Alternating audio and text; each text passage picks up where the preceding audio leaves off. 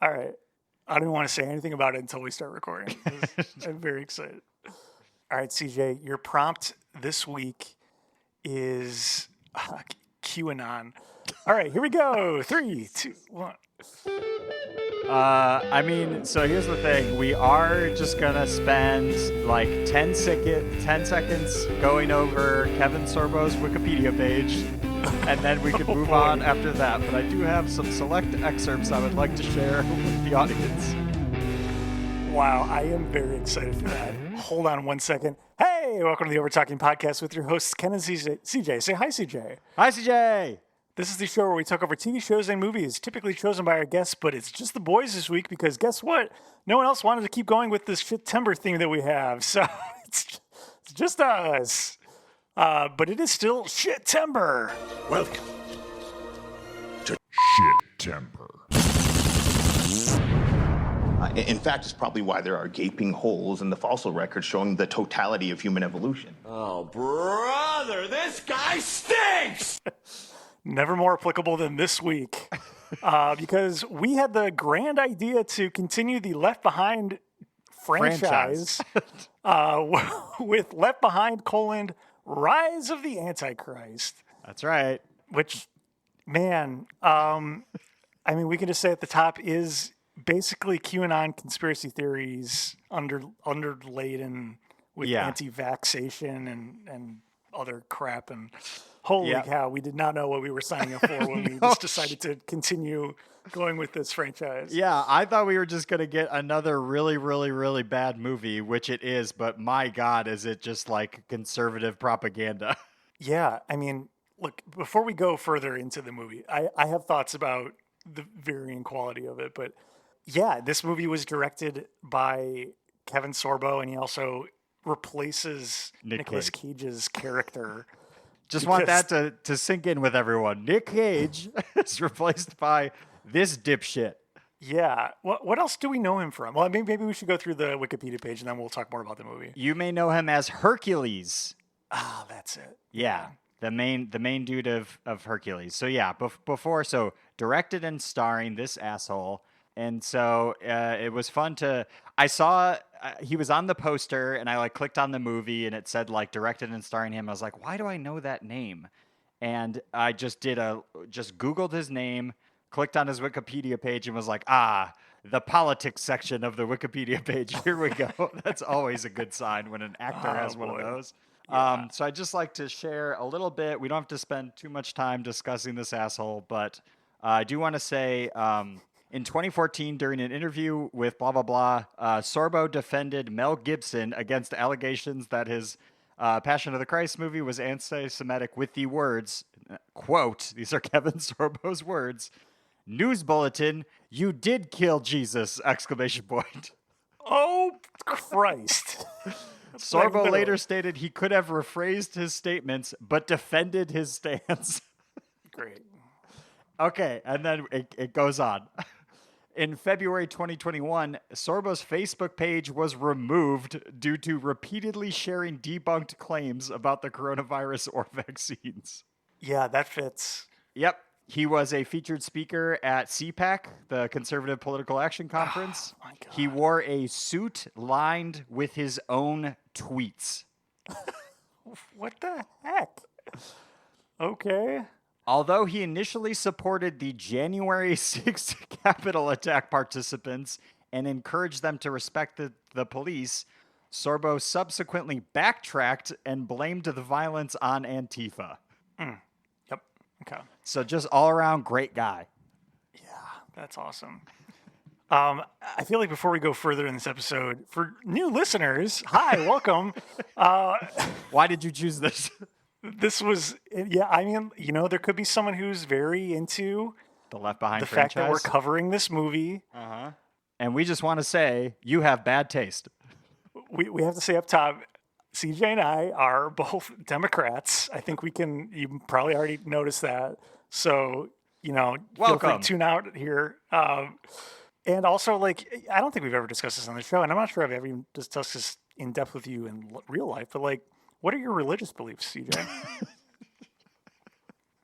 Okay, so after doing the show for how many years, we're going on this route, huh? I mean, I know the answer, but I would love to. The answer is I was rooting for the Antichrist. I hail Satan. That's right. Yeah. Okay. In this house, we worship the devil. That's right. And I think everyone knows, based on my affinity for horror movies, the same applies to me. So, all right. There we go. There. Okay, cool. Okay. We've answered that. Yeah. Update the wiki of the show. Update the wiki, devil worshippers. Not literally for the government who's listening to this, probably.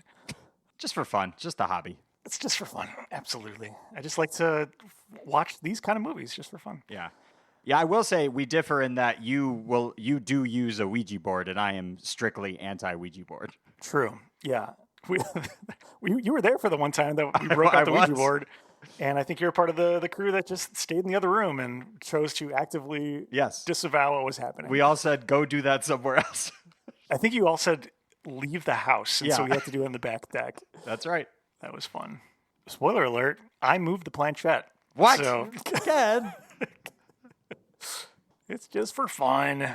That's such a fun name for that little triangle thing, the planchette. It sounds like French or something. It sounds like a French sandwich. Yeah. Sounds crunchy. A nice baguette. Listen, we're going to take a quick break, and we'll be right back to talk all about the cinematic masterpiece Left Behind, Rise of the Antichrist. We'll be right back. It wasn't the rapture. The rapture was debunked on the first day. The second wave of vanishings has thrown the financial markets back into chaos. Trust me. You want to make sure you're on the right team. You're already teaching them the art of fake news? I just wish I could see you one more time.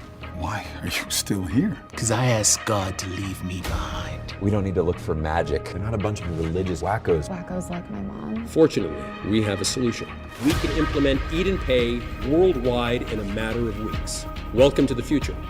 I gotta look inside the Eat and Pay platform, and it's a whole lot more than a glorified bank card. So you're just admitting to being crazy? Yes, I'm quite comfortable with that. And we're back on the Overtalking Podcast, continuing and concluding Shitember.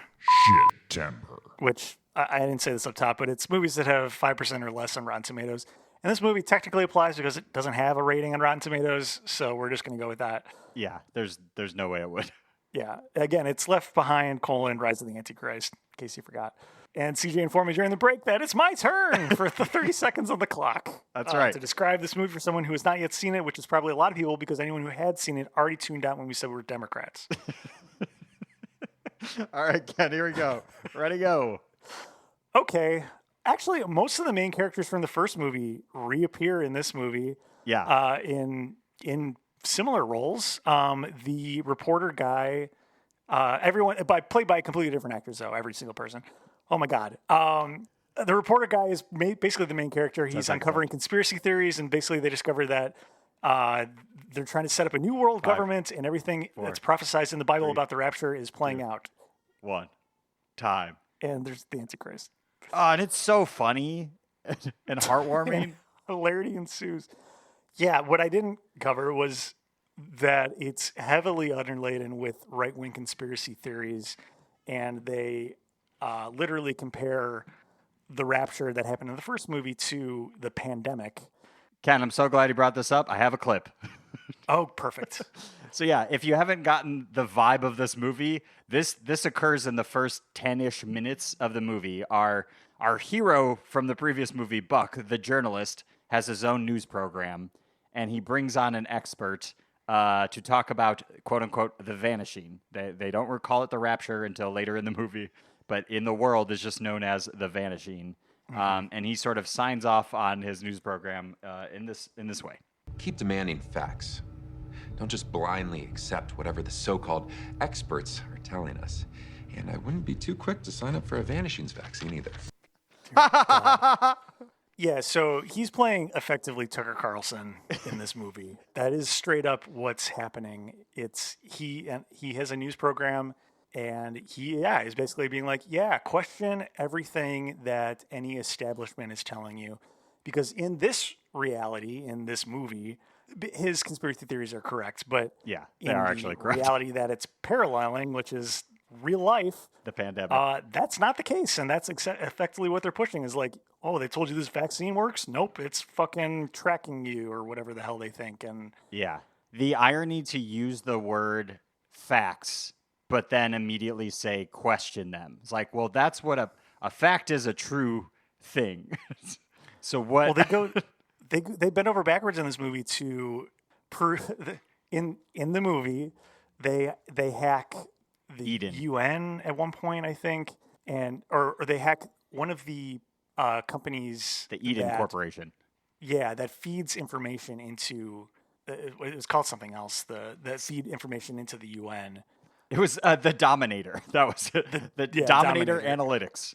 That's it, Dominator Analytics. Which, oh my God, that's Dominion Analytics. Yep. Oh my God, Yep. I just got that.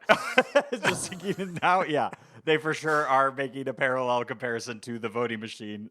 Yeah, that you can't trust the voting machines. Yep. Because it's rigged. Oh my God. The movie just keeps on giving, baby.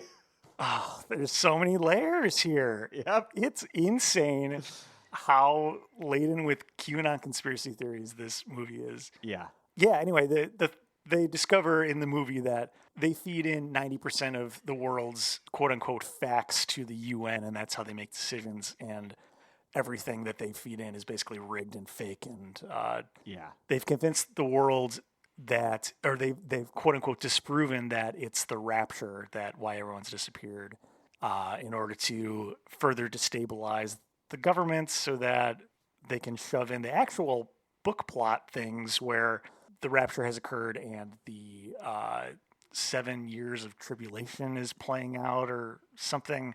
I don't know. I didn't read the Bible, clearly. But they draw it out in a very fancy Charlie from It's Always Sunny in Philadelphia in front of the board way. Buck, the journalist character, has a conspiracy theorist friend that works at Princeton.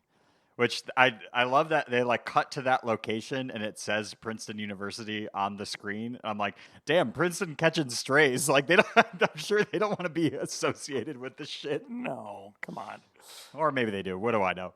I do. I want to. This is a visual gag, so apologies, but I could not get over. They show Buck on his news program. He has the tiniest desk for a news journalist person. That's it barely fits two people behind it.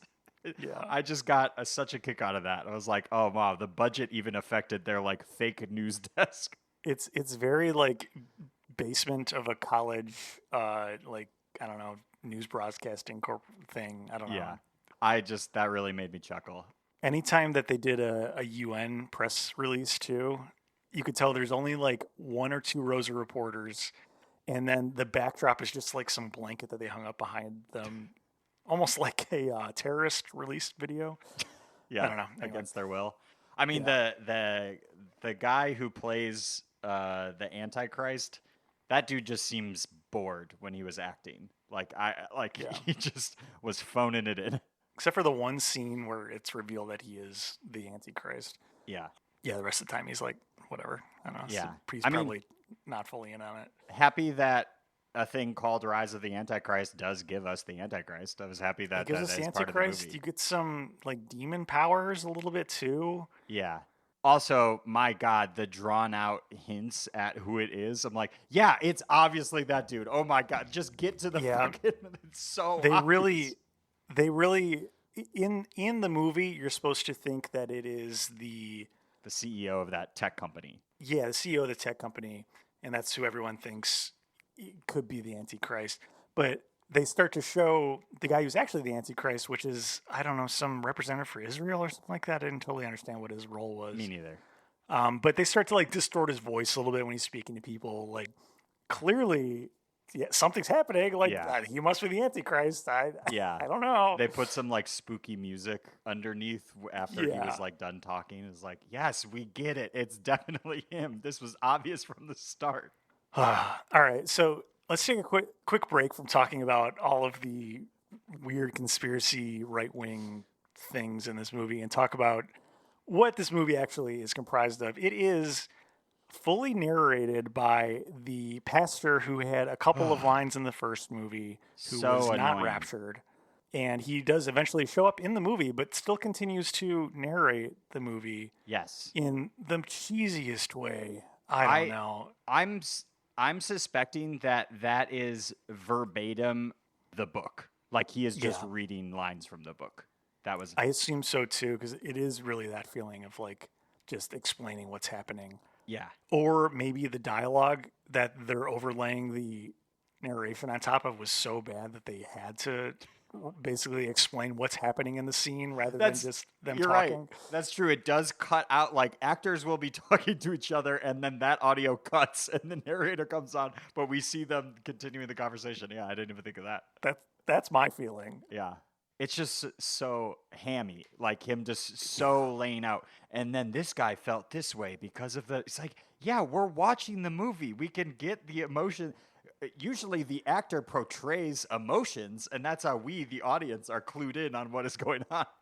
Yeah, a perfect example of that is much later in the movie, the tech guy who was doing the hacking was busted, and the government is trying to look through his computer or something in his office, but we know that his actual laptop is stored elsewhere. And so we see the news guy going to retrieve that. And as he's doing that, and we already know like what's going on, the narrator comes over and he's like, with bated breath, he goes to retrieve this laptop. And we know that he, much to his chagrin, is upset about his friend dying and whatever. And like, oh, come on, man, this is so... we don't need this. Yes, this is not we're a book. Watching the movie. I can see this happening. You're just describing what's on the screen. You're not adding any additional detail or anything. It's so weird. It's music sucked. Yeah. Really weird. It's like kind of like TV music a little bit, where like it's very beats you in over the head with like, oh, this is supposed to be a creepy scene, or this is a lighthearted scene, even though it doesn't even really feel like that because it's ultra Christian and weird. I don't know.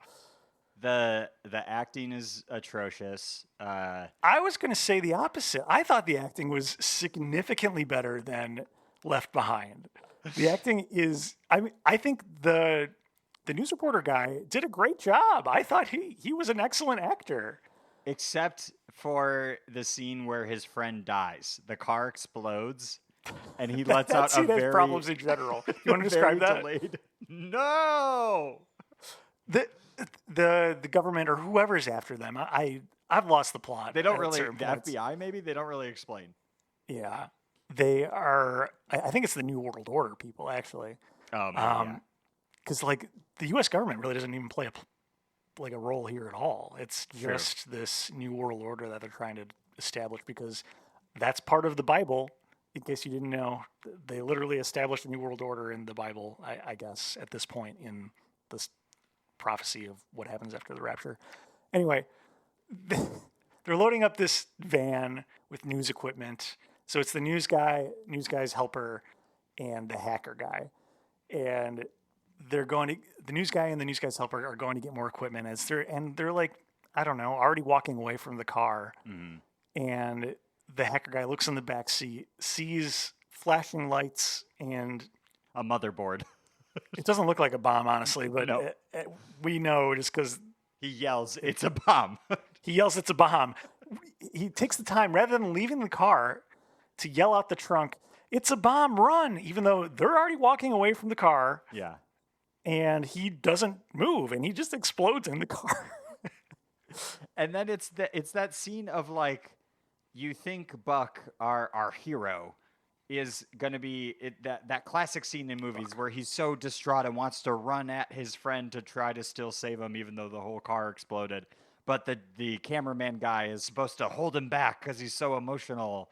But that doesn't happen. Like Buck, the camera guy doesn't really hold him back, but Buck still pushes him out of the way and then yells like, "No!" Like that's such a bad line delivery. That was not the best. Yeah, it was like you couldn't reshoot that like 5-second scene. Yeah, make sure he actually is like holding him back and lay on the emotions. But no, they're like that's good enough. But I think in general, though, I think he delivered lines in a significantly better way than whoever played Buck in the original. What was his name? I don't know. I forget that guy's name anyway. Chad Michael Murray? That sounds right. Is that right? Also, you kept saying New World Order, and I was like, isn't that the wrestling league? and it was. Yeah. But then I also, if you just Google it without the word wrestling, it is a conspiracy theory thing. Yep. Yeah. Buck's dad is played by Sean's dad in Psych. I don't know if you ever watched Psych. Absolutely. Okay, I love that show. Yeah. And it's just me discovering, I assume everyone in this movie is a right-wing nut job. So that's, I was having the same, or trying to figure that out. But I will say, like, actors also just need a gig. So it might not be, 100% people. It could just I be hope like, so. yeah, they're going to pay me money and I'll get to add a credit to my IMDb page. Because the tech CEO guy, he's like a larger known actor. So much stuff, yeah. Yeah. And I think he did it. I mean, I think he's just a good actor in general, so I don't know. I'm glad they recast the daughter. Oh. So Corbin Burnson is Sykes' dad. That's what we're talking about. He plays the head of the news organization. Neil McDonough is the guy who's in, like, everything. Minority Report, Captain America, the First Avenger. He's been in so many things. Yeah. The daughter is Chloe Steele. God, I forgot their last name. Steele. Maybe the worst actress I've ever seen in the first movie. And this time played by Sarah Fisher, who is much better. Sam Sorbo? I just saw that too. Kevin Sorbo's wife gets a credit. She was... Who was she in this? The love interest. The flight attendant from the first movie, I think. The flight attendant from the first movie. No, sorry. I think she's the doctor that takes care of when the daughter gets mugged. You're right. Yeah. Yeah, I was surprised that the flight attendant from the first movie, again, completely recast, but showed up in this one as the, like, person who's bought into the New World Order and is also, like, promiscuous and supposed to be what represents everything bad about what they're trying to go against. Yeah. Did you also, we didn't mention too, so the movie starts, Kevin Sorbo, so the Nick Cage character, the captain of the plane, is at his house, and they Ray Steele, God, fucking stupid. They flash back to the first movie, but obviously it's a different actor. But I couldn't believe that they still used, like, part of the first movie. I couldn't either. That was literally from the first movie, right? Yeah, like, I think so. I assume it was, like, so. The same shots, it looked like. They didn't show him in the captain's chair or anything, but they had him, like, voicing over parts of it. Yeah. They showed the co-pilot where it's just his clothes on the seat when the rapture happened from the first movie. I was like, no, I think that's the same shot. Yeah, I think so too. I mean, this is supposed to be a sequel, although there are parts of this movie that don't quite line up. Like, Chloe Steele, again, has to re-question why the pastor is still here, but she spoke to him in the first movie. Yeah. Okay, I was confused by that too, because in the first movie, he says, like, well, I didn't actually believe it. I memorized the stuff. But then when Kevin Sorbo shows up to the church, he asks the same thing, and he responds with, well, I asked God to leave me here. It wasn't my time. I wanted to serve the people. But then later in this movie, then he backtracks that again and says, like, well, no, I didn't actually believe it. So he, like, lies, and then, The first time he says it, I mean, they straight up acknowledge immediately that he wasn't telling the truth, because Ray is like, I would believe it if it were true. So he knew that wasn't the case. But anyway, it still doesn't line up. It doesn't totally make sense. And then at one point, so in order for them to believe that this really was the rapture, Chloe, the daughter, digs up a grave, wants to prove to see if this dead person got raptured. Yeah, whose grave was she digging up? I don't know. Her grandma? Was it her mom's? Maybe. Oh, maybe it was. My thought was, like, because didn't she have the postcard of her and her mom or something, like, or a picture of her and her mom, and so she was. I honestly don't know. I was confused by that. Of, like, who is this? Because again, in the first movie, she travels home to find that her mom has been raptured out of the shower because she finds her necklace there. Yeah, so what and then would they in have buried? this movie, she digs up a grave to find just clothes and a necklace in the grave. And then that proves that the rapture was real because that body has now escaped the grave into heaven. But I don't understand because in the first movie, she fucking saw everyone rapture right in front of her. Why did this convince her of anything? I don't know. I don't understand. Me neither. I did. Okay, this is another part that made me laugh, though, because Chloe shows up to the grave with a shovel, starts digging, cuts back to the rest of the movie. Then they cut back to her to see the progress. And it is the most perfect rectangle that still has the claw marks from the bulldozer. They did not even try to make it seem like she dug the rest of it. I love when they do that in movies where it's like, okay, clearly you've never dug a hole before. Yeah. Like, there's no way a human could dig a perfect rectangle. So good. Love that. Man, what's better, that or in the first movie, them all clapping out of time to the break? I still think the clapping, the clapping for sure. Yeah. It's just all bad. It's all bad. Some of the other notes I wrote down were the first, like, I don't know, 2/3 of the movie, it's just talking. There's no action. Until that car bomb goes off, which is, much later in the movie, it's so boring. Yes. It's just talking. And I don't know why they couldn't throw in something happening at all. Like, I don't know. It was weird. Yeah. I also thought the mugging scene just didn't really add anything to the story. Like, they used that to then sorry, I should back up. The daughter Chloe is walking around, I forget why, and in broad daylight gets mugged. Pepper sprays the guy and he runs off, but she gets cut in the arm from the knife he's wielding. So then goes to find a doctor who is Kevin Sorbo's wife in real life, not in the movie. Yeah. And then they start talking and stuff. But that must be in the book, I assume. Yeah. And it's just like you could just a plot device. But. You could just be going to seek out the family friend. I don't understand. Yeah, it didn't make much sense in the movie. It was probably like fine in the book.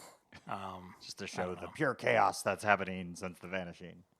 Yeah, when you were talking about that scene, that reminded me of another scene where she is having a dream about her little brother who's raptured straight out of her arms.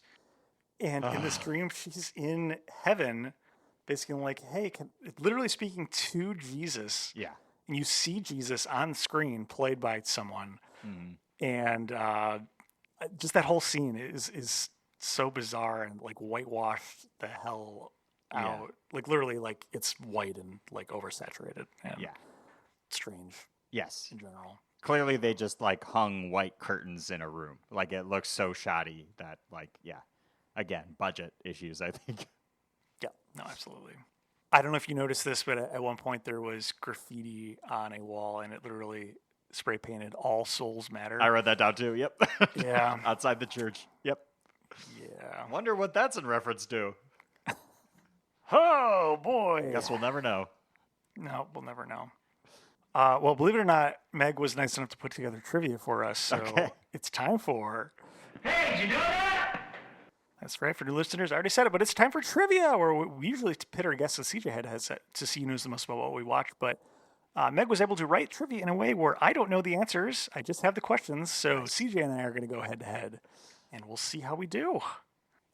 Me, CJ, are you two ready? Yes. Yes. Okay. First question. How many Left Behind movies are there? I think we said them last time. Did we? I think I did. Well, I'll let you go first then. I mean, okay.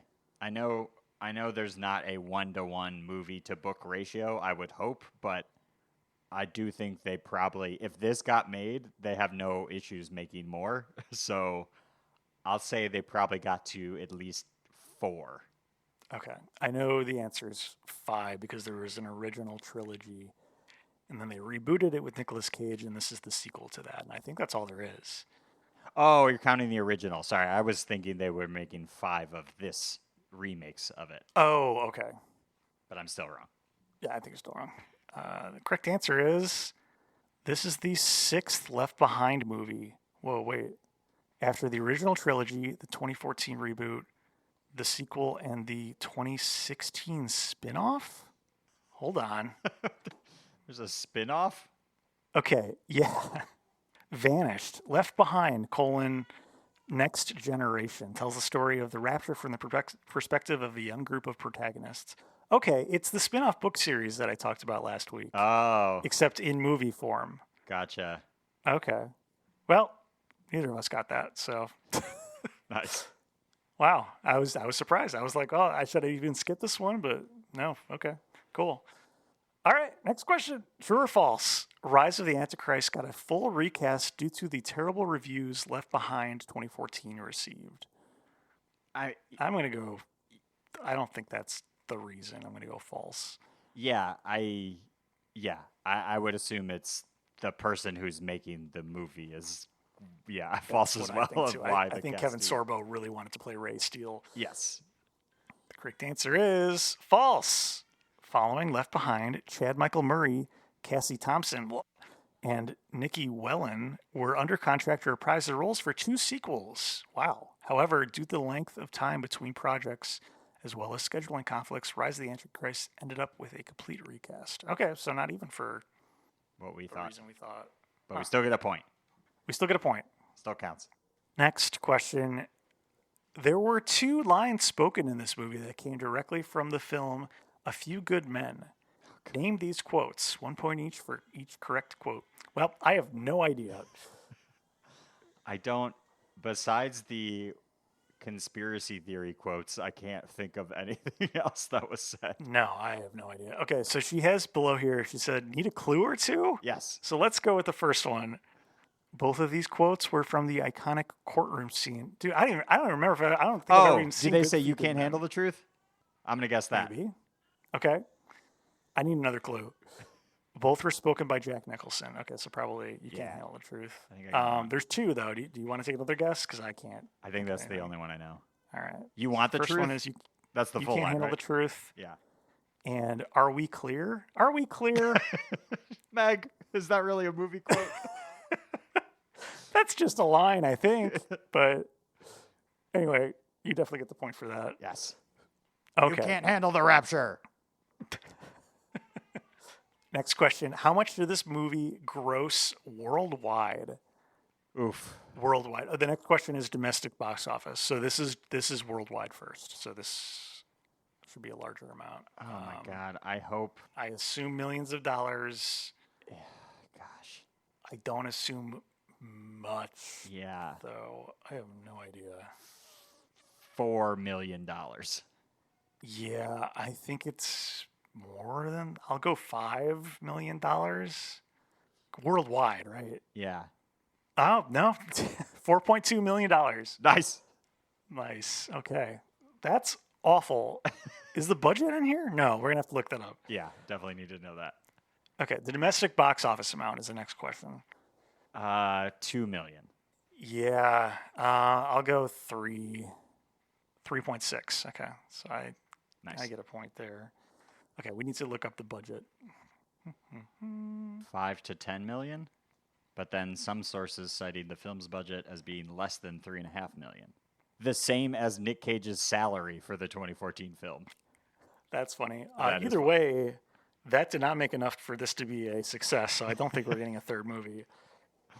Oh, what a shame. I am honestly curious where this would go.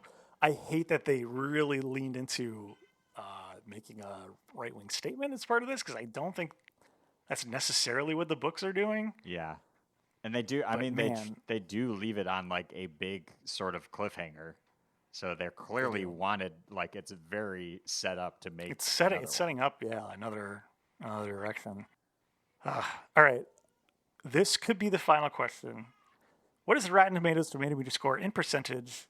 Closest without going over. CJ, you're in the lead by 1 point, so you go first. It's the critic score on Rotten Tomatoes. You said there wasn't one. Oh wait, no, we know this. There's nothing. Yeah, there isn't one. Okay, so instead we'll do the popcorn meter. I know there is something for that. Okay. Meg wrote, "Oops, this is a trick question because the score doesn't exist." Yep. Gotcha, Meg. Trying to trick me. Yeah. Audience score. So here's the thing. Like, I don't think anyone is sort of randomly stumbling upon this movie. Do we even know if I doubt this was in theaters, right? Like this. I read some Letterboxd reviews and it was in theaters. Oh, wow. Okay. I just can't imagine many people going to see this out of curiosity. Like, I feel like they're already bought into the franchise, so they're going to like it. Maybe. I mean, it could just be people thinking like, oh, maybe this is a horror movie. It's got the Antichrist in the title. No, I'm gonna say that the only people rating this are like the people liking this, and I'm gonna say 80%. Holy shit. Okay, well, I'll go $1 then for sure. The correct answer is, yeah, you were on the right track. 97%. 97. So, yeah, clearly your thought process is correct. Anyway, you're the winner. Congratulations. Okay, but now I want to see how many 500 plus people. Wow. Yeah. Okay. That's yeah. It's because literally no one's watching this unless they are ultra Christian right wing. Yeah. I assume. I already saw the Letterboxd score. It's a 2.0. Wow. Which is pretty low. So again, me not understanding how the disparity is here between Rotten Tomatoes audience score and Letterboxd, because aren't those both just normal people? I don't understand. I can't get over some of these. I'm now looking at the audience score reviews for this. Oh boy. Tom B gives a 5-star review. As a believer in God, I find this movie awesome. Well done. Were those both capitalized? Matthew K gives it 5 stars. Best version of a Left Behind book I have watched. Best acting, cinematography, writing, directory, bar none. Not to tip my hand a little bit, but like I agree a little bit with the acting. The acting, I mean, like the portrayal overall is better than the first movie that feels like a really, really cheap TV movie. Yeah. It's literally only like, it's either 5-star reviews or half-star, 1-star reviews. Like, no one is in between on this. No, of course not. Yeah. Man. All right, well, I think it's time for our ratings. You've heard us debating. We know you've been waiting. So now it's time to hear our ratings. You've heard us talk about this. I'll go first and just give this. The last one got a 0.5 from me. This has to go lower than that.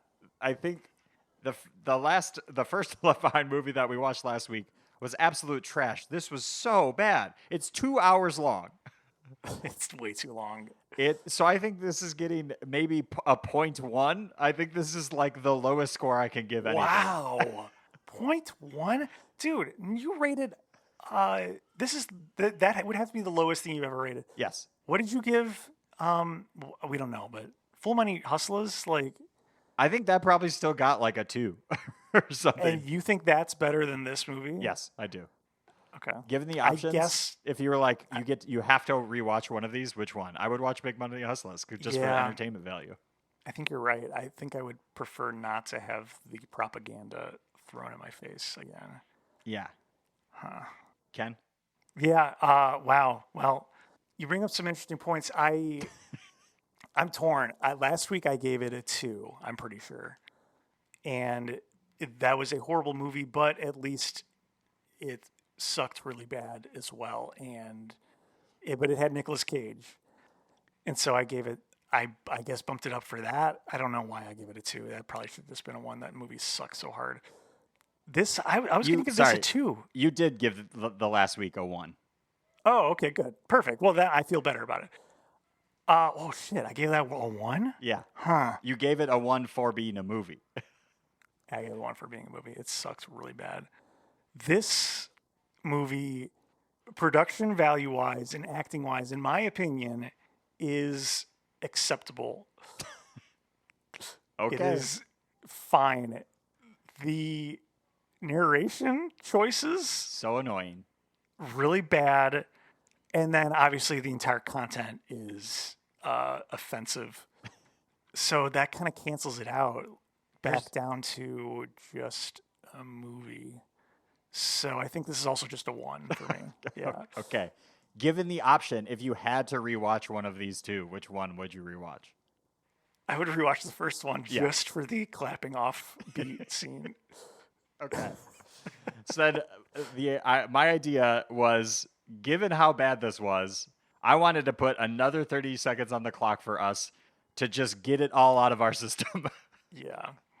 So here we go. I'm going to start the clock and we're both just going to rant and get it out. Okay, ready? And go. My God. Wow. This is, I don't know why you need to. You know how last time I said no one sets out to make a something bad movie? based on a book. I was and wrong. Inject a whole They bunch did of set out literally to make QAnon absolute trash into this movie. I can't believe. Hey, Kevin Sorbo, go fuck ridiculous. yourself. I cannot believe. I that hope so Hollywood many kicks you out forever. Liked this I hope movie. I never see your face in anything ever again. You should have your license taken away to being an actor or director. I hope the director's going to kick you out. You're a huge piece of shit. Just literally this movie makes a case for the so other side hard at time that it doesn't make sense. All right. That felt good. Bad. That's it, right? I think this was the way to end Shitember. The worst thing we've ever watched. This is pretty bad. I think, mission accomplished for sure. Uh-huh. We set out to watch some really bad movies. We found the bottom of the barrel. Yeah. And I think it's definitely time to reward at least one of us with a month full of better movies. Because next month it's October, and I think everyone knows what that means. It's spooky month. Oh. Spooky. Yeah. So a little teaser. We actually know everything that we're doing for next month. So why don't I just pull up the calendar and I'll just kind of lay out what to expect. We have 5 Wednesdays in October. So we have 5 weeks of horror goodness coming at you. The first week, we have Carissa returning, and we are talking about Carrie. Thank you. Talking about the original Carrie. And then the following week, we have Alex Vasquez returning, and we're talking about 1999's Audition, some Japanese horror. Then the following week, we have Mary returning to talk about The Craft. I'm looking forward to that. That's on the 15th. And then the 22nd, that's the week after the Music Box of Horrors, which I will be attending again. Woo. So we're going to do our recap episode just right then, right after it actually happens, right in line there. And then the 29th for our Halloween episode, of course, we have returning guest Danny, and we're talking about Ghoulies. That's my birthday too. Happy birthday! Hey.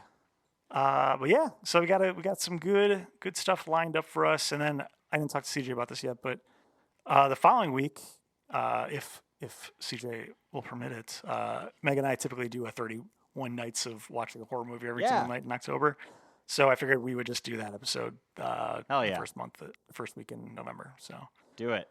Just extend the horror just a little bit longer until we get into November, and then some good holiday stuff after that. Yeah. Well, thank you and apologies to no one because no one wanted to do this episode with us. It's just us. And what do we got to plug, Siege? You can follow us on all the things at Overtalking Pod. Call or text the show at USACat1591. Email us at overtalkingpod@gmail.com. Tell us thank you and apologize to us for having us to go through this. I feel like you all owe us an apology this time. Yeah, absolutely. Even though we came up with this idea and it was definitely self-inflicted. Yeah. Someone owes me an apology. If anyone watched this movie along with this podcast, you have to write in or call in and let us know. Yeah. And oh no, they're here. It's the Overtalking Overlords. They're rolling in with their red hats on. And They're here to remind me to remind you, if you like the show, please go on Apple Podcasts and Spotify and rate and review where applicable. Reviews are what help people find this podcast. Also, we spend no money in advertising, so if you like the show, please tell a friend and spread the word. We'd really appreciate it. 5-star reviews, please. Thank you. Thank you. And they're gone, thankfully. And as we always say at the end of every single episode, I'd be really careful about getting an anti-vanishing vax. Oh, God. Bye. Bye. This episode of the Overtalking Podcast was produced by Ken and CJ, edited by CJ. Music by Justin Peters. Be sure to rate and review on Apple Podcasts and Spotify. And tune in next time to hear the boys and Carissa kick off Spooky Month with Carrie. See you next week. Woof. This Big woof. was, a mistake.